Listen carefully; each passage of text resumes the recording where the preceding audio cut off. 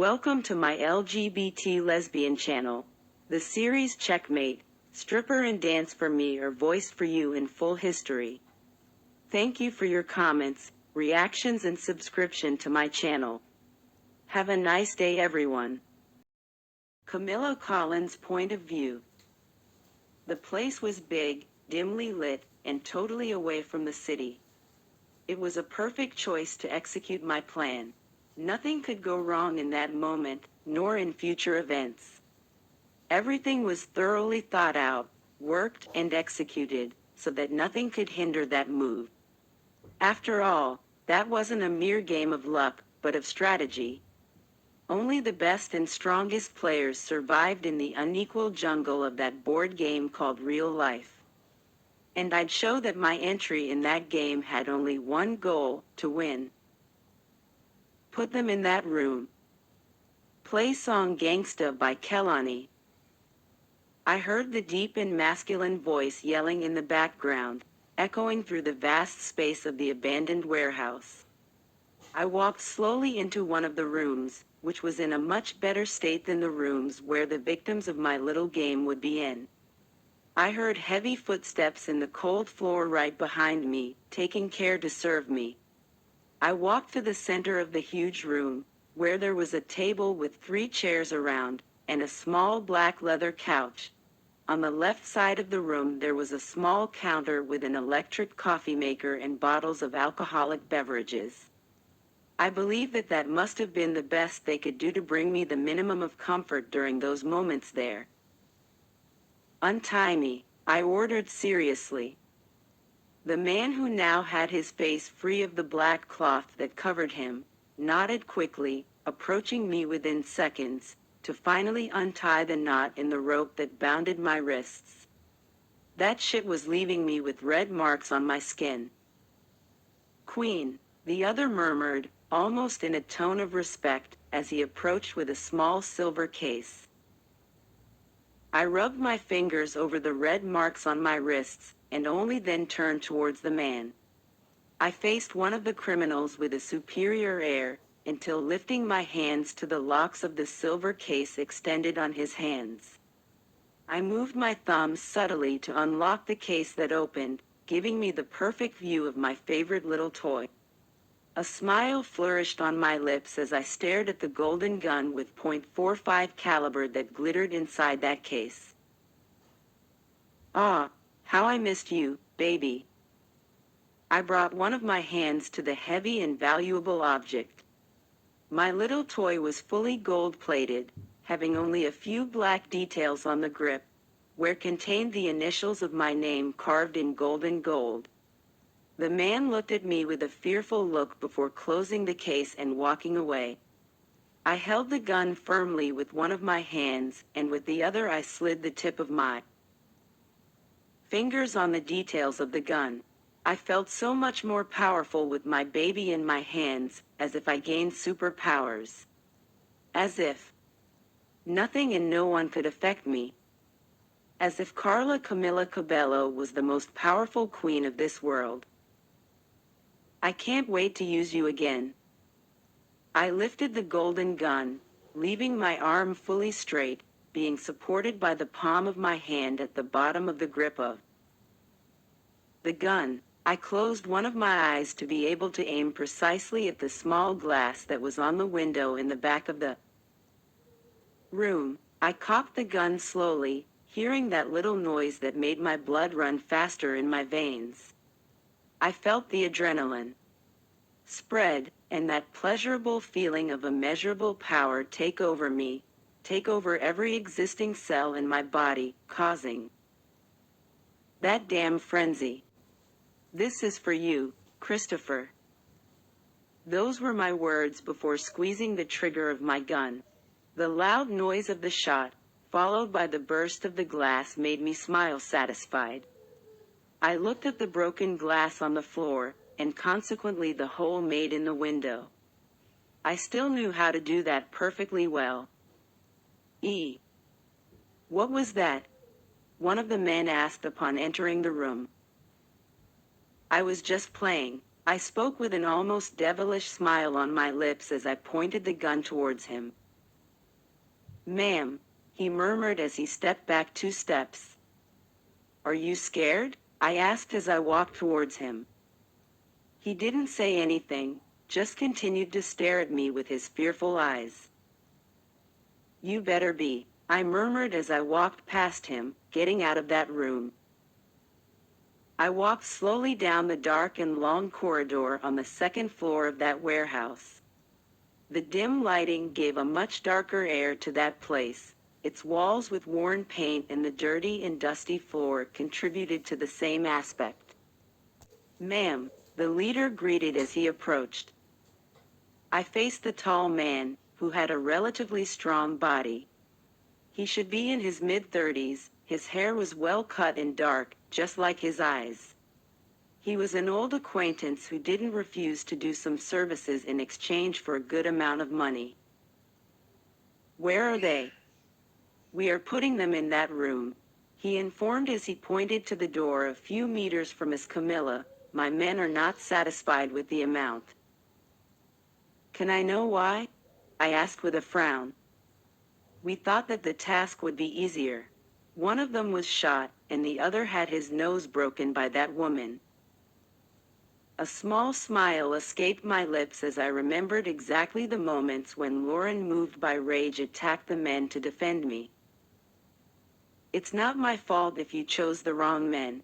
They were slow and incompetent. And the next time they hit me hard, I'll be forced to respond. I took a step forward, and you know I can be much worse. He didn't say anything, just swallowed hard and nodded.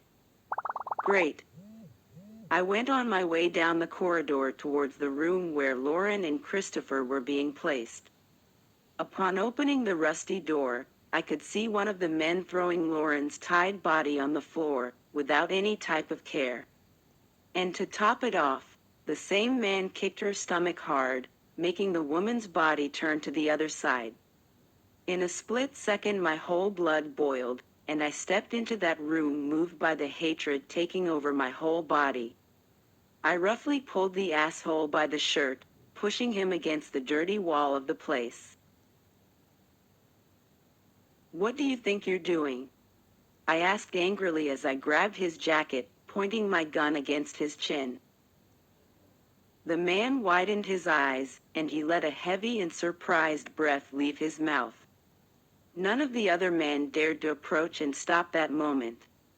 I clenched my jaw and pressed the tip of the gun hard on his head. He was the man who had his nose broken by Lauren. If you touch a strand of her hair again, I swear that I'll unload all these bullets in your head. My words came out cold, almost sharp. He stood still with his eyes closed, due to the fear that I could do something. And I'll do it gladly. Got that?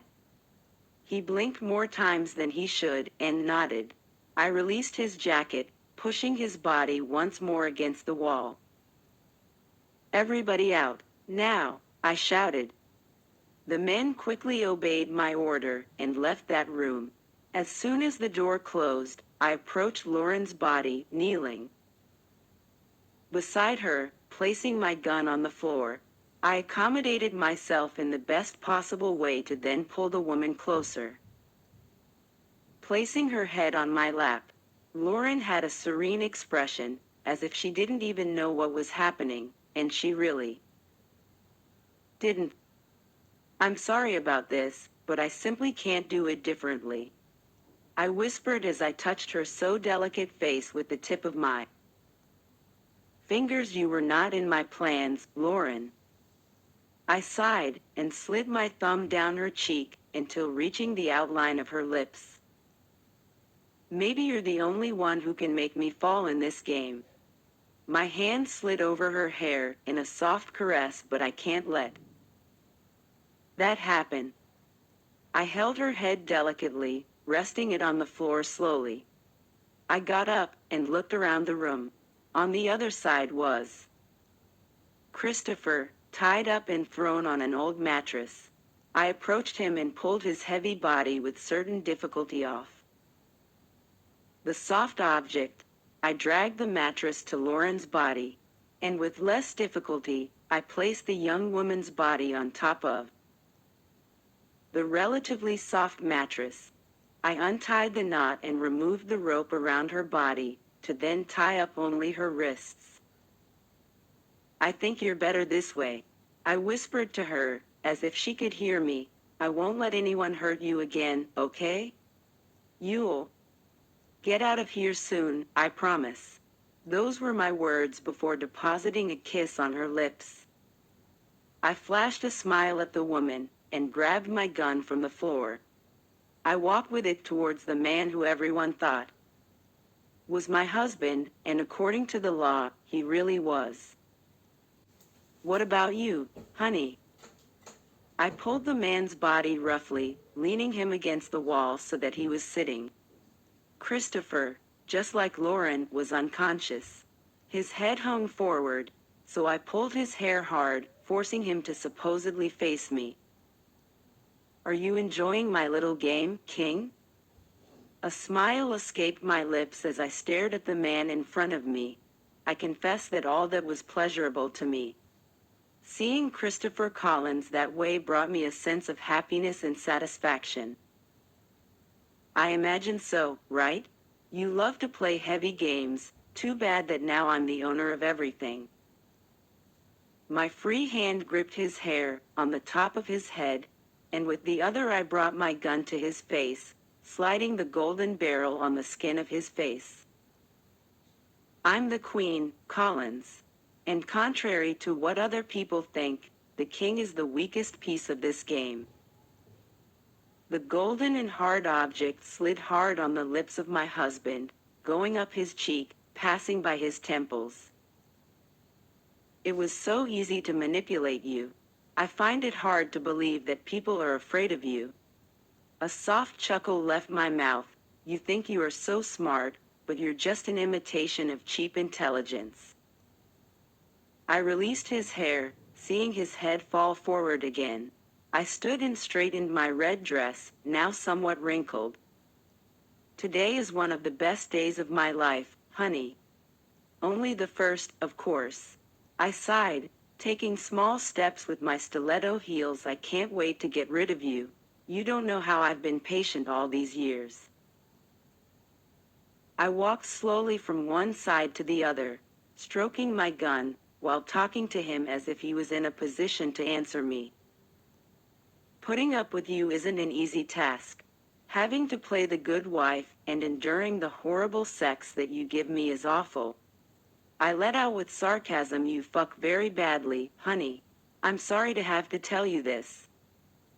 I continued to walk, without taking my eyes off his body on the floor.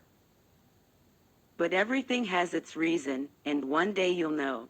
I crouched down again, pulling his hair like I had done a few minutes ago. "If I don't kill you first, of course." I stayed in silence, just staring at him. The smile of satisfaction wouldn't leave my lips.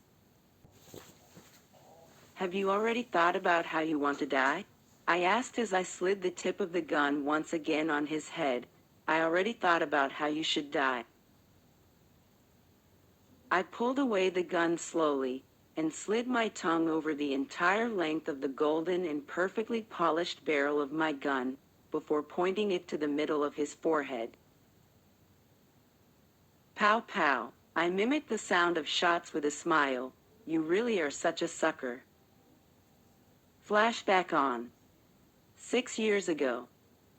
I walked among the cluster of people who were scattered around the dance hall. My eyes focused on the man with light eyes who was talking to a group of men who drank and laughed about unknown subjects to me. A waiter walked by me and gently handed me a glass of champagne. I looked at him with a confused expression, because I hadn't ordered anything. "It was that young man who asked me to give this to you." The blonde pointed to who I wanted most. Christopher removed his attention from his friends and looked at me with a gallant smile in his lips. I couldn't deny the man's stunning beauty. He was sophisticated and elegant. I held the delicate crystal goblet and flashed him a smile. He reciprocated the smile and raised the glass that was in his hand. "Thank you." I said to the waiter, who soon left. I looked again to the glorious target, who was now walking towards me. I closed my eyes for brief seconds, breathing slowly. Come on, Carla, it's just the beginning of this game. Excuse me, he said politely. I turned towards him with one of my best smiles. What's your name? My name is Carla Camila. Christopher extended his hand to me like a good gentleman, and I quickly rested mine on his in greeting. I'm Christopher Collins, pleasure to meet you. The pleasure is mine. That was just the first square to be advanced, before a full board game waiting for me. It wouldn't be an easy game. On the contrary, I was dealing with much better players than I thought to be in that moment. But I knew my ability, and what I'd have to do to cross all the steps and become queen. And I would do everything, give absolutely everything of me for that day to arrive. I'd bring down the king with glory. Oh.